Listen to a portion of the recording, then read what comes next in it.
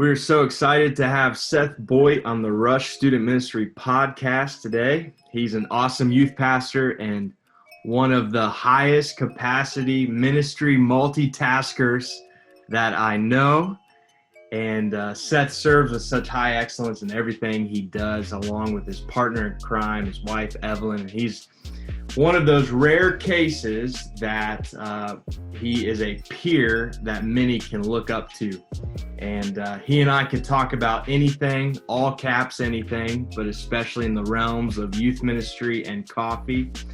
But today we're going to dive into the topic of Bible clubs on middle school and high school campuses. Seth, it's such an honor to have you on the podcast, man. Before we get started, help our listeners get to know you a little bit. Where are you located? How's the fam doing? What ministries are you currently a part of? Awesome, man. Well, thank you for having me on the podcast. I really appreciate it. Coffee and youth ministry, man, they go together. What can I say? Absolutely. I always get excited talking about both, but more so ministry. So I'm based out of Appleton, Wisconsin. I'm a youth pastor here at Apostolic Truth Church, Pastor Aaron Soto. I've been here at this church for about 10 years. I've been the youth pastor for 7 years, and I'm just excited about student ministry. I've seen so many students that get passionate about God and do things that I didn't do when I was their age, and I get excited about students that live out their faith. And that's one of the main reasons that I get so excited about Project 7. Before I was ever involved with Project 7 on a national level, I was a youth pastor that was excited about P7 because I saw my kids doing it and they were loving it. So the fact that I get to be involved on a greater scale now doesn't change my passion for it. Well, I guess it enhances it really. But I'm so excited to see students actually living out their faith and doing what God has called them to do. Yes, I'm married. I have one child on the way. We're due in baby girl. We're excited about that. And so my world's gonna change a little bit come October. Absolutely. So Yes. cool. So cool. So you are our national director of P7 Bible Clubs for, let's assume that we've got some listeners that maybe have not heard of this awesome ministry that they need to hear about. So let's talk to them, and we'll also, with our youth pastors that you and I are connected with that do know about P7, we'll I trust that our conversation is going to impact and help them as well. But let's just go to the basics. What is a Project 7 club? Absolutely. It's a great question. A Project 7 Bible Club is essentially, Project 7 is a free resource for middle school and high school students to use to start a Bible club on their campus. One of the things that we try to do on Project 7 on a national level is help to educate students to understand that they, as a Christian student, they have a right to express their religious beliefs on campus. If you attend a publicly funded school, so you attend a public school, you have the right, because of what's called the Equal Access Act, you have the same access to start a club, whether that's a chess club or a math club or a Spanish club, whatever that is. If there are student-run clubs, student-run organizations on your school campus in a public school, you have the same right to start a Bible club.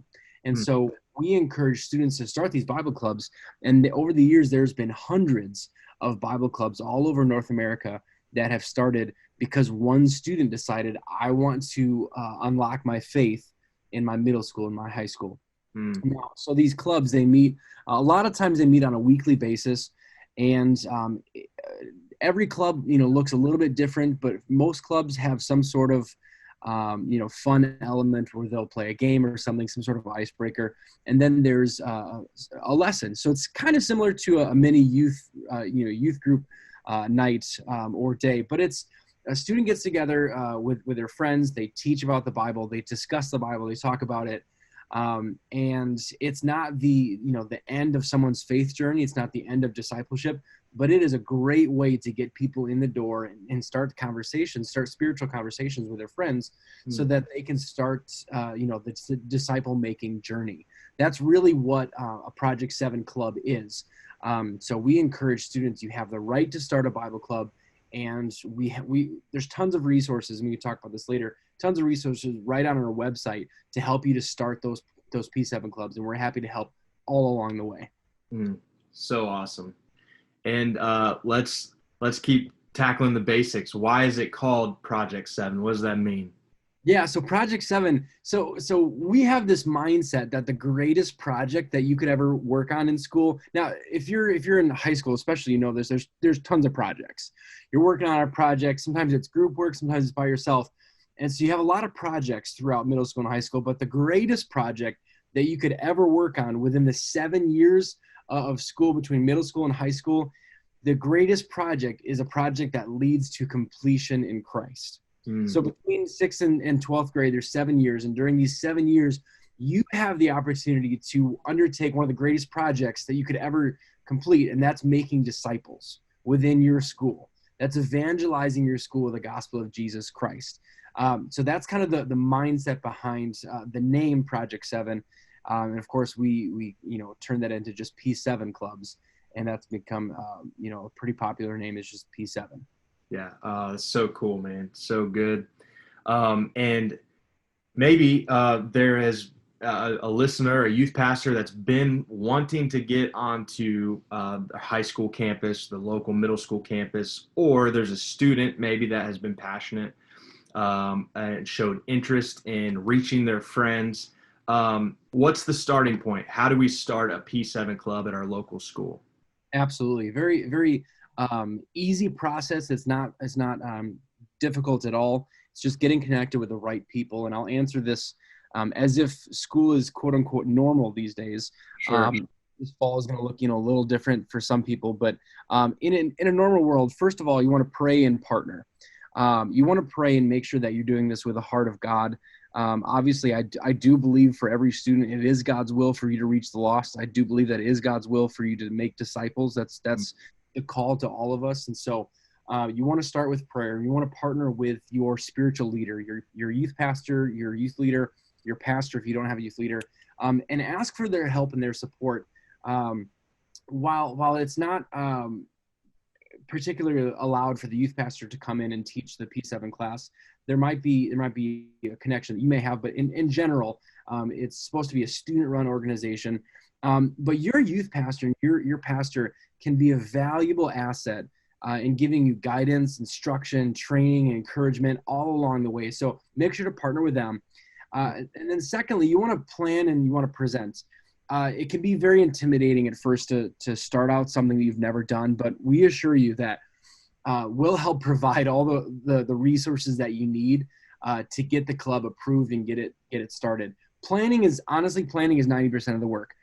Presenting this plan to the school administration is 10% of the work. So we really encourage you to dig in and prepare ahead of time, and we'll provide everything that you could possibly need, whether that's a student interest list or a letter to the school or a proposal, helping you get prepared for that meeting with the principal. We've got everything ready for you to have that conversation.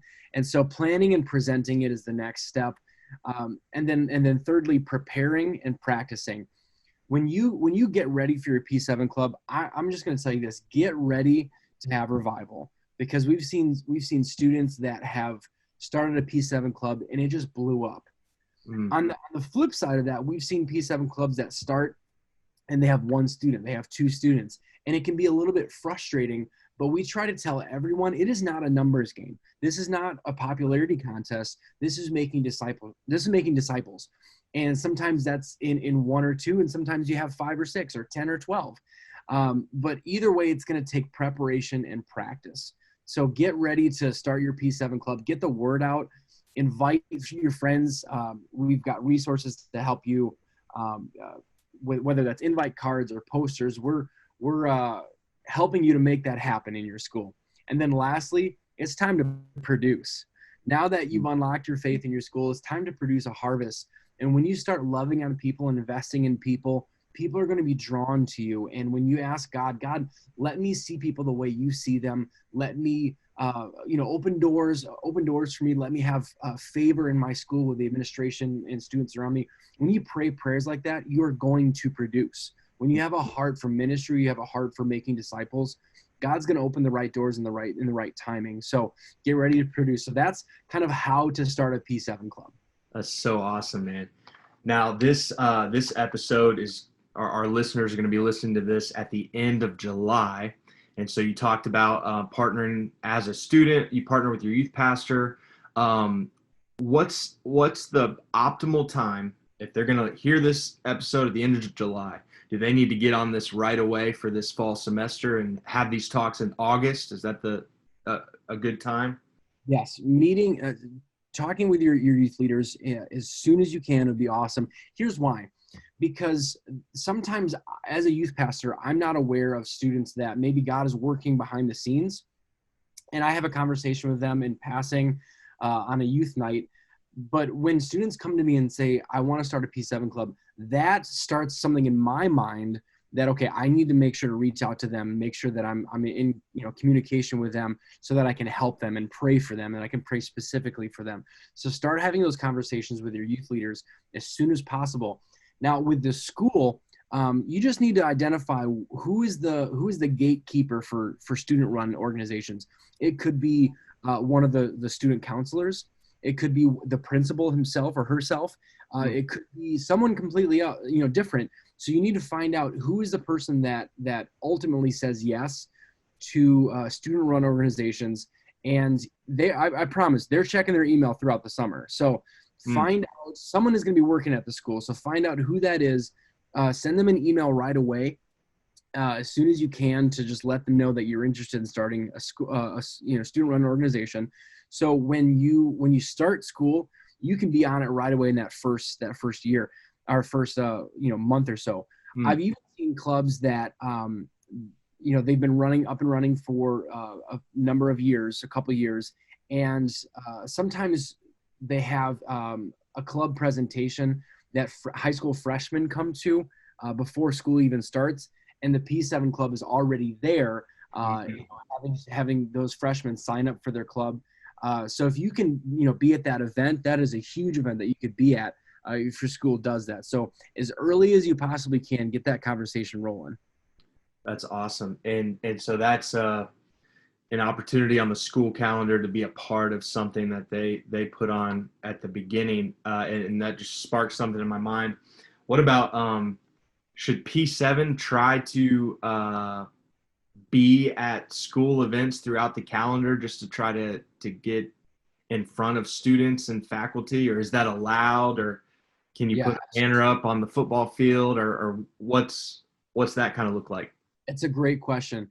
It goes back to the Equal Access Act. Whatever the school allows for any club, you have the same right. So if there are student-run organizations, student clubs that have a time to be on the announcements, you have that same right. If the chess club that's student-run has an opportunity to put up a poster, you have that same right. So whatever is allowed for all clubs has to be allowed for all clubs. They cannot exclude you because you're a religious organization. They can't do that if you're in a publicly funded school.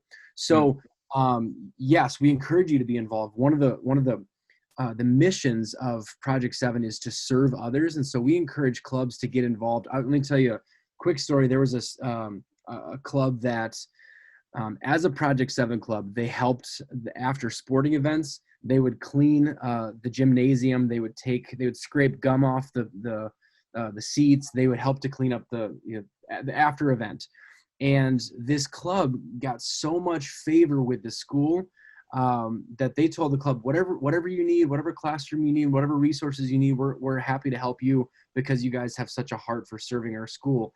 Man. And when you have that heart to serve, doors will open like crazy. So if you can help serve food at an event or help raise funds for something that's happening in your school, we like to think it's all about us, and it's not. We're here to serve our school, and so sometimes all that is it's work. So we encourage you to get involved in the school and serve any way that you can. Man, that's so awesome. So that's the story for those that the brand new startup goes smoothly for. What I know you have probably plenty of testimonies on this. What can you do? What should you do if you go in there in August, the school office, and they say no? Yeah, it's a great question, and we actually see this quite a bit in a lot of states. Uh, Really, most schools we found, they don't say no because they're trying to just be mean or they're trying to be hateful. They're saying no a lot of times because they don't understand that you have a right as a Christian student. They don't understand your rights.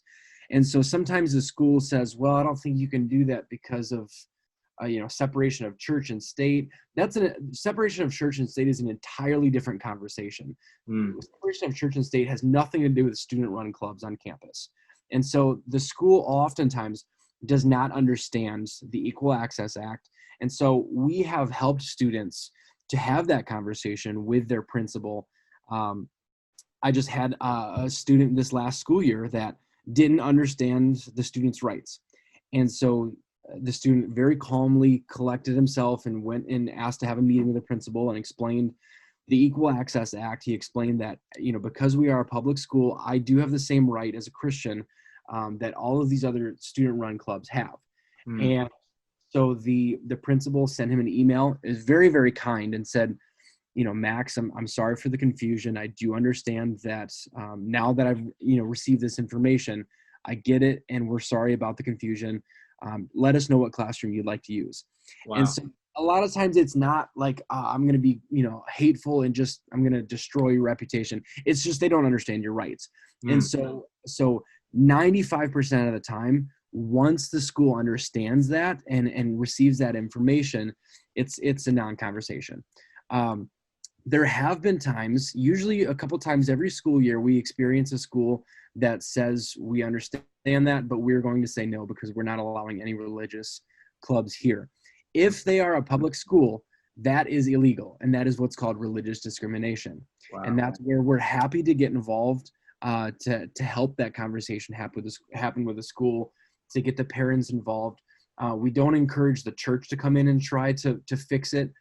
Because that may put some tension between you and the school. So that's where the national organization was happy to step in and have a conversation with the school. Wow. And there's never been a time where the school has said, you know what, we're just gonna keep pushing through, and you're not gonna be allowed to have a club.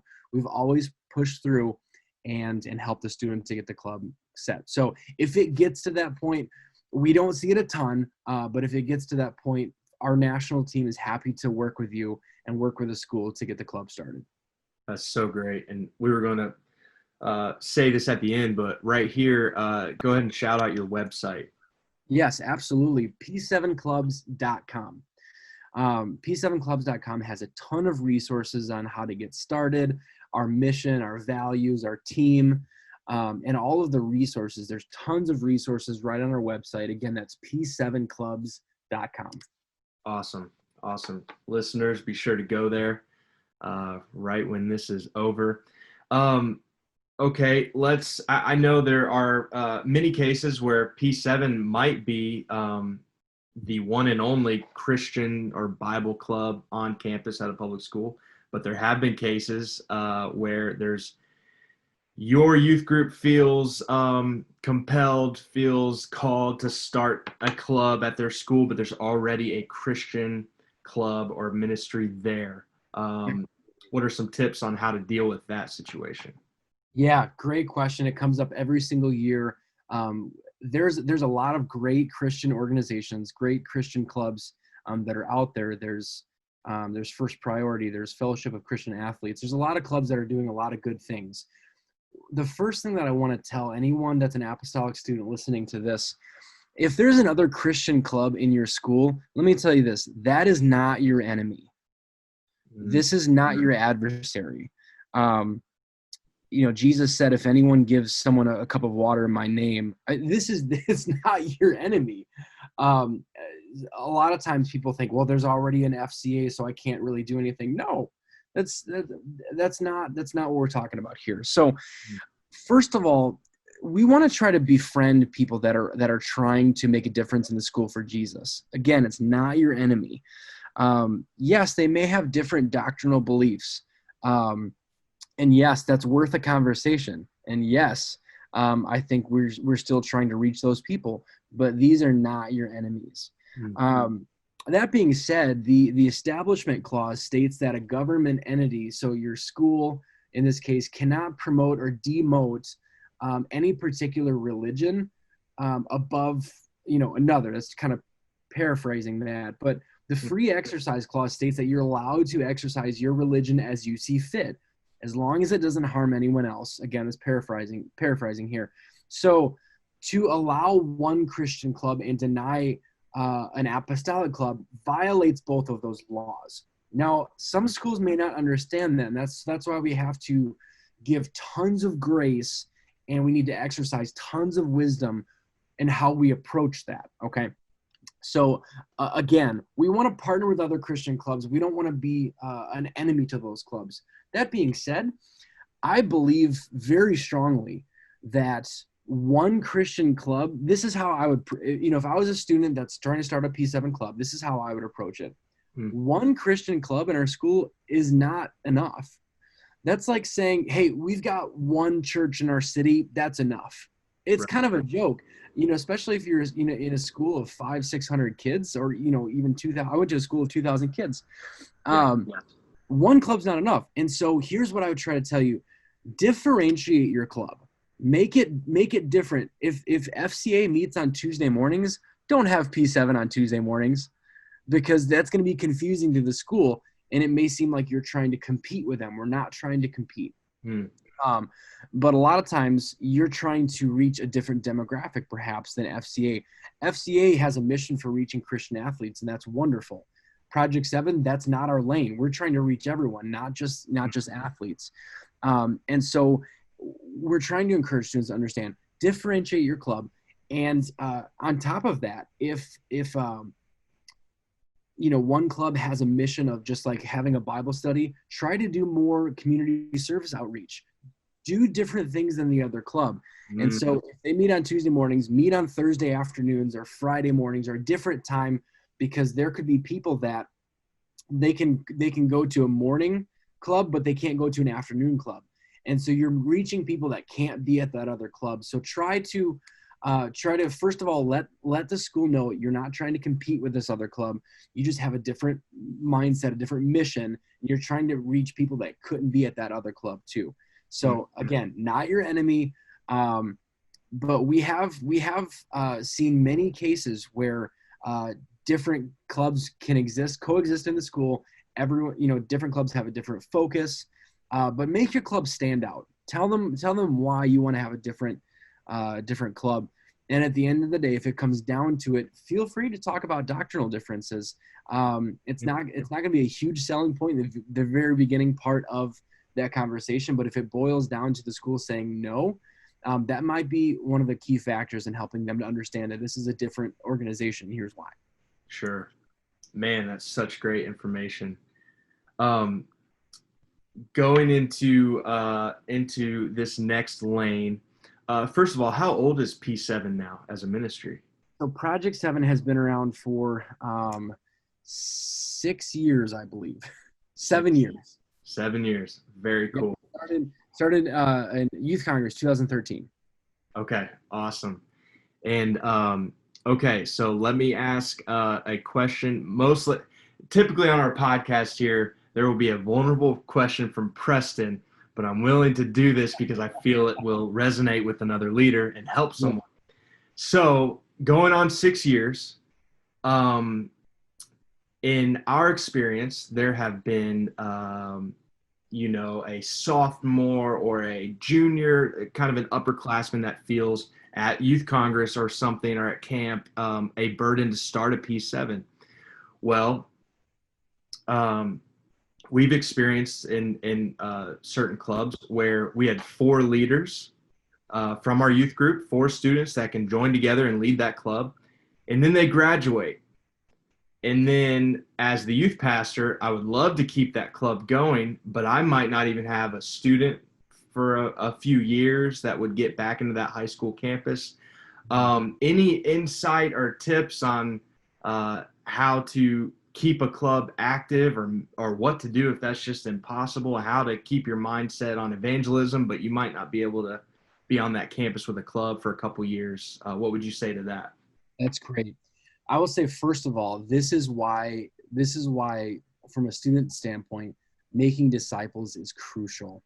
We've seen, we had one school where a lot of the apostolic kids were juniors and seniors, and they were graduating. And so we really encouraged them to reach some of the younger kids. And so some of the younger kids started coming to church, and they started to become, active members of our church. They were in a Bible study. And so we were able to, with this club specifically, we were able to disciple some of the younger kids. And so as the kids that started the club graduated, the new disciples were leading the P7 club when they became juniors and seniors. So that was a really, really cool opportunity. It was like the perfect scenario. And I will say that was the only club that had the perfect scenario. But there's been other schools where there was one apostolic students, and they were leading that club, and then they graduated. I will say this: it's okay to let that go for a season. You don't want to try to force it, especially if it's someone that's leading potentially a P7 club that you don't know what they stand for, you don't know what they believe in, and so it's someone you could totally lose, for lack of a better word, control of what's happening, and that could be a real kind of a scary situation, because you could potentially have someone that's teaching something that's wrong. So it's crucial to disciple. It's crucial to disciple new people. However, we've got some. I know there's a lot of cities where there's just one major high school, one or two major middle schools, and so they've got multiple kids throughout 6th to 12th grade in those schools. Mm-hmm. Training and transitioning leaders is key, because there could be like a really solid leader that started the club, as a junior or a senior, and it's a thriving club. And there could be apostolic students that are getting, to that junior senior range, but they've never been taught how to lead. Mm-hmm. They've never been given an opportunity. So I really encourage youth leaders to help that transition, because if there's a solid leader, they shouldn't be the only one teaching throughout the months of, March, April, May, because if the younger students have never been given an opportunity to lead or teach or have any sort of leadership within the club, that fall semester is going to be real challenging. Sure.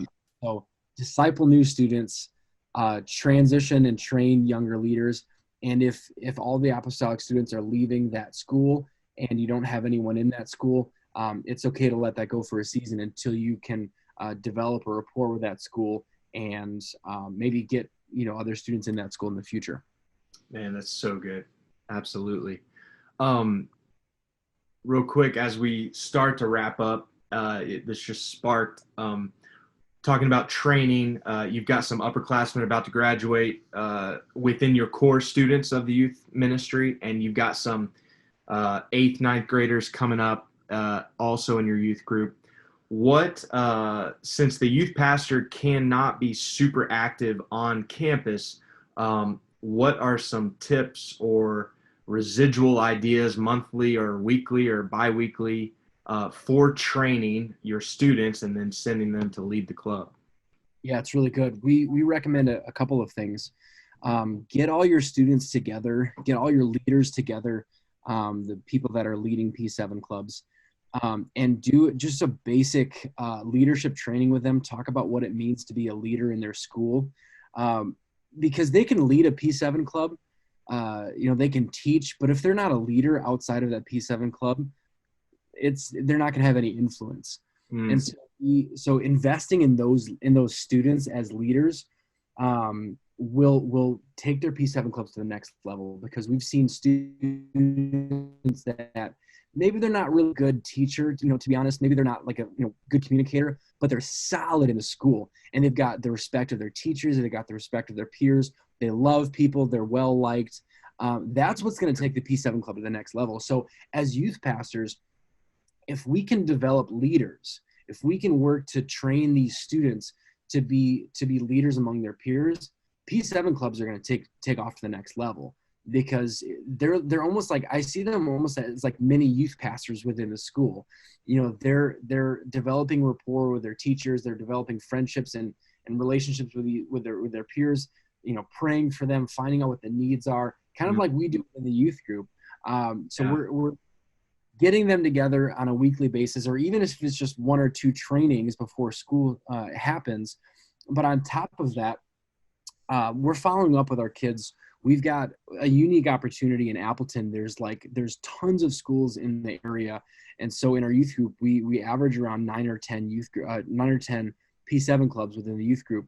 And so I try to invest in those leaders, but I'm also following up on a weekly basis saying, hey, how did P7 go? What did you teach? How did it go? How did, were students engaged? What could you have done better? Anything that I can do to help?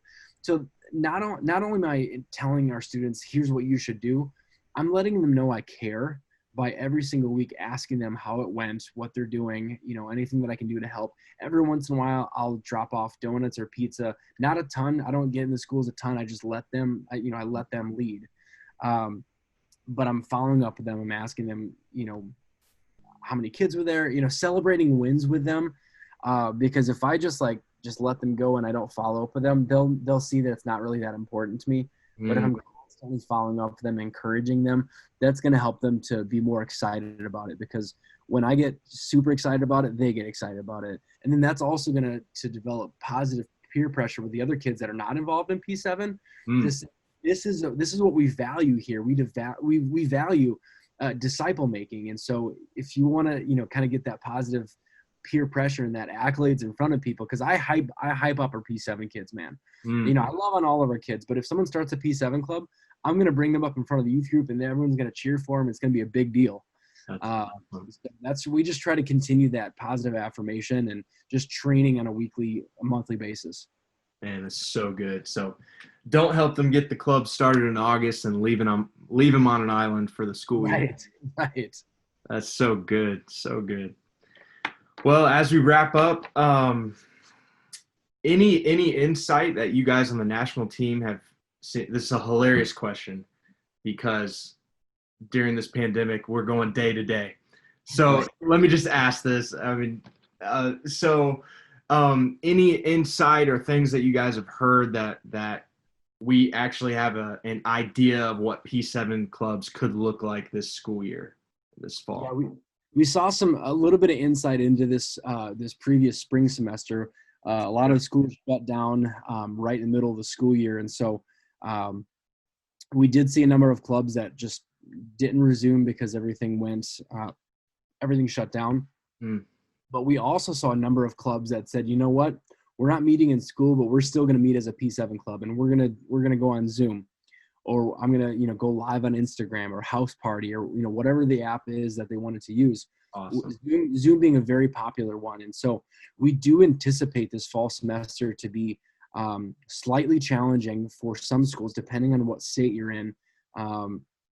Some schools are saying already that we're going to be all virtual, online. I'll tell you this: if your school is all virtual, all online, it actually takes down a lot of barriers, because you don't have to have any communication with the school then, because it's just you're meeting as friends. You're meeting on Zoom. You don't need a school's permission to start a P7 club online, because you're just meeting on Zoom. And so it really eliminates a lot of barriers that people genuinely face when starting a student-run club. So could it be a little more challenging to run a club online? Perhaps. But I also saw a number of clubs that said, it's actually really easy. You just hop online and do it, whenever you want to. My recommendation would be have that club at a consistent time, whether that's Tuesday afternoons or, Thursday at noon, whatever it is, have it at a consistent time, just like a regular club meeting. But get online, play some online games together. There's tons of resources. You just Google Zoom games online, and you'll see a lot of, fun games. Some of them won't work. But if your school's online, we encourage you, your school still needs Jesus. just because we're meeting online doesn't mean we don't have a call to make disciples. We're just going to have to think outside the box so that we can still make disciples. We're just doing it a little bit differently. So we are encouraging clubs to continue to meet online. That's epic, man. That's so good. So if you don't have to go to the school to get the club approved, then you need to go to your youth pastor and get the club approved, right? Absolutely. Because here's why. As a youth pastor, I want to know how I can pray for you. I want to know how I can encourage you. And if I don't know what's going on in your world, I don't know how to pray specifically for you. So go to your youth pastor. And if you're starting that online P7 club, make sure you register your clubs at p7clubs.com. We want to take a short break right here to say thank you to Sheaves for Christ for believing and supporting this ministry. That's right. So give to Sheaves for Christ. But register your club at p7clubs.com, because that, if you've never been to the website, go to the website and you can have your dot on the map. And that's like a really big thing to see your dot on the map, because that helps us to celebrate how many clubs are in your district, so that your district leadership can, say, here's how many clubs we have in our state. And it's a really exciting thing. So, that's what we encourage. So good, man. So this fall, 2020, whether if we're online or we're on site, P7 clubs are on. Yes, P7 is on. All right. I like it. I like it, man. Well, you've honored me, bro, for by coming on the podcast. And as we wrap up, any last words? Let us know not only the website again. Go ahead and do another plug, but where's P7? Where can we connect? Instagram, Facebook? Absolutely. Find us on Instagram, Twitter, if you're still on Twitter. Instagram, Twitter, Facebook. And if you've got a testimony, you've got something that you want to share with us, feel free to send us a message anytime. We're staying on top of those DMs. If you've got questions, feel free to DM us. The DMs are open. If you want to just celebrate a win, you know what's something that you can do really cool? If you look up the hashtag P7Works, hashtag P7Works, you'll see tons of testimonies in the past of what God has done in a youth group or a P7 club, people sharing their testimonies. So if you ever are wondering, like, should I start a P7 club? What's the benefits? All you got to do is hop on Instagram and look up hashtag P7Works, and you'll see tons of people that have been baptized in Jesus' name, filled with the Holy Spirit, God doing incredible things, miracles, signs, wonders, because someone decided to unlock their faith in their school. So feel free to connect with us on Twitter, Facebook, Instagram, and make sure to stay connected with us online at p7clubs.com. Epic. p7clubs.com. We're going to see revival this fall, whether it's on site or online. Yes. I love it, man. Hey, close us out in prayer for our youth pastors and our students for this fall. Awesome. God, we love you. We thank you for the opportunity that you've given us to be a part of your kingdom. We just ask, God, that you would open doors that only you can open. I pray that you would help us to do what we can do, and that is to unlock our faith in our schools. That is to unleash truth. That is to elevate Christ, and that is to serve others. Help us to do these things, God, and give us favor within the schools, open doors that only you can open. And I pray, God, that you would help us to have the wisdom, help us to have the boldness, help us to have the courage and the faith, God, to step into our schools boldly, to understand that your Spirit has given us everything that we need to crush the enemy, to make disciples, and to do amazing things in our schools. I pray, God, that you would help students to see how valuable they are to your kingdom, help them to see how needed they are to the local church. In Jesus' name we pray. Amen. Amen.